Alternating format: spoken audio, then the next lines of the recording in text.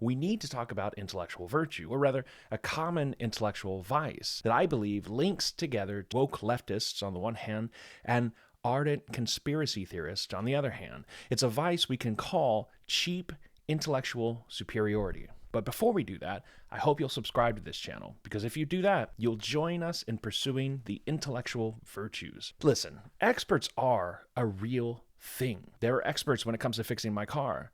There are experts when it comes to getting open heart surgery.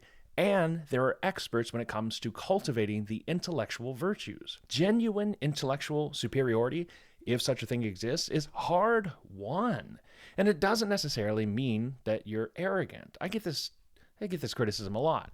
I'll have to make a video about it maybe sometime. But intellectual superiority, it's often used as a pejorative, but if it means anything, it simply means that one is at a certain advantage with respect to either functioning of the intellect or simply with respect to the things that one knows. One knows more things than another person. Now, to get to this stage, it requires the cultivation of certain intellectual virtues. Things like immense effort, rigorous inquiry, continuous self-correction and improvement, and above all, profound intellectual humility. But what we often observe instead across various ideological spectrums is a cheap intellectual superiority. It's this sense of knowing better that bypasses all that hard work. It's an assumed superiority, not an earned one. Let's unpack this using our first example.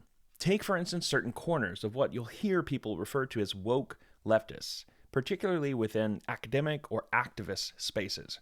They're called woke because there's a sense in which they're awake while everyone else is asleep. That is, they're in the know while everyone else isn't. An author called Musa al-Gharbi points to a disturbing trend among these people in his recent book called "We Have Never Been Woke: The Cultural Contradictions of a New Elite." This new elite are what he calls symbolic capitalists, people who use the language of social justice, initially intended for liberation and equality, but they use it as a tool for intellectual exclusion. The language of social justice is increasingly used to justify this elite and to portray the losers in the knowledge economy as deserving their lot because they think or say the wrong things about race, gender, and sexuality. It's not about the noble goals of social justice itself, which are often profoundly important. I mean, even Catholic social teaching has a lot to say about social justice, true social justice, but rather it's about the manner in which some individuals wield the language of social justice and its frameworks. Instead of seeking a deeper understanding and compassion where there is need, these ideas are weaponized, holding the correct opinions on race, gender, and sexuality, or being fluent in specific jargon can become a badge of intellectual superiority. I'm better than you because I know the lingo. Or if you don't say or use the right code words, or God forbid you disagree with us, then we'll cancel you. The individual who expresses a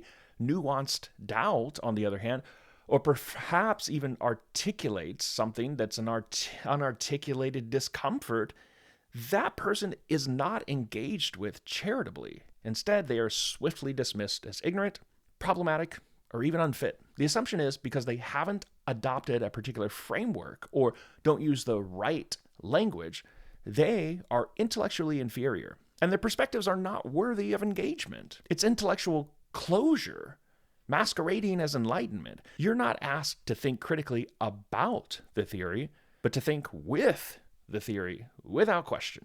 This is not intellectual diligence.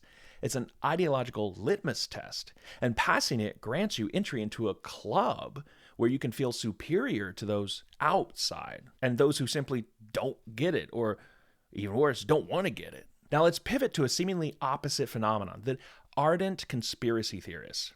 Here, too, we often find a profound sense of intellectual superiority, but this time rooted in a different narrative. I know the real truth while the sheeple are asleep.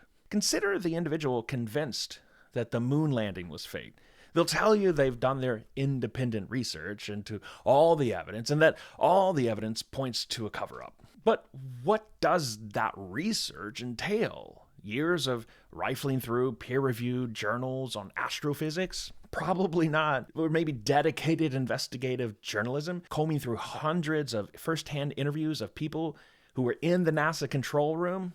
No. Almost always that research involves lurking on conspiracy subreddits or watching hours of poorly sourced YouTube videos, maybe running into a guy at the National Air and Space Museum who shares similar feelings. It's a deep dive, yeah, but it's into an echo chamber that confirms a pre-existing bias. The desire to know better than the mainstream or the establishment is incredibly seductive. It grants an immediate, intoxicating feeling of being awake and enlightened.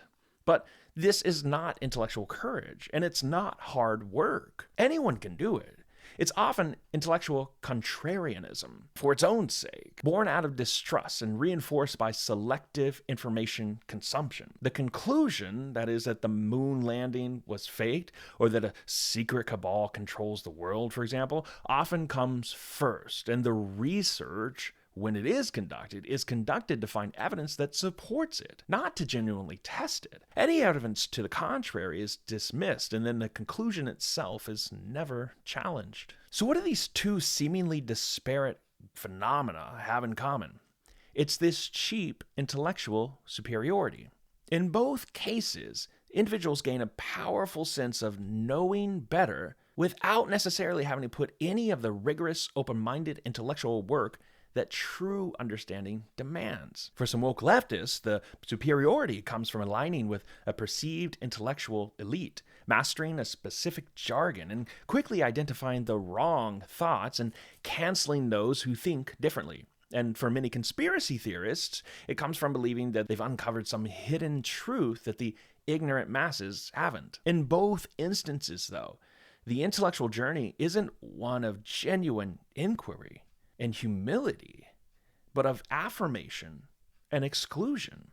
It fosters intellectual pride rather than true intellectual strength. It closes the mind to genuine dialogue and nuance and the possibility of being wrong. It is cheap intellectual superiority. So now that we've talked about that vice of cheap intellectual superiority, we now need to talk about genuine intellectual virtue. What does that look like? Here are a few intellectual virtues. There are several, actually, in real life, but we'll just talk about a few. One is intellectual humility. This is the recognizing the vastness of what we don't know and the limits of our own understanding. We, as humans, are fallible. We don't know everything. We don't get it right on our first try, and we could be really confidently wrong about things. Number two, intellectual diligence. This is the hard, often uncomfortable work of seeking out what we don't know, listening to the other side, engaging with the strongest opposing arguments charitably, and rigorously evaluating evidence even when that evidence challenges our most cherished beliefs. 3, intellectual fairness. This is giving due consideration to arguments regardless of where they originate or whether you initially like the source.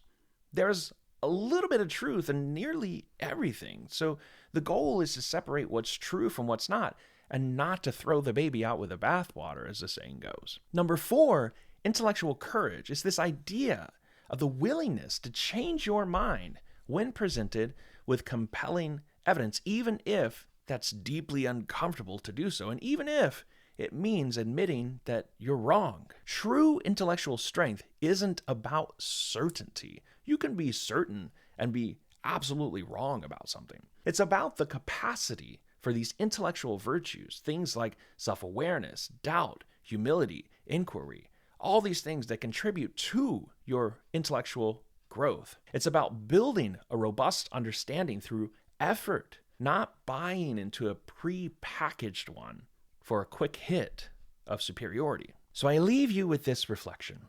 Why do we often feel justified in gloating over intellectual differences when we wouldn't over financial ones? Perhaps it's time that we recognize that a cheap intellectual superiority, whether it comes wrapped in woke leftist jargon or in conspiratorial cover-ups, it ultimately stunts our intellectual growth.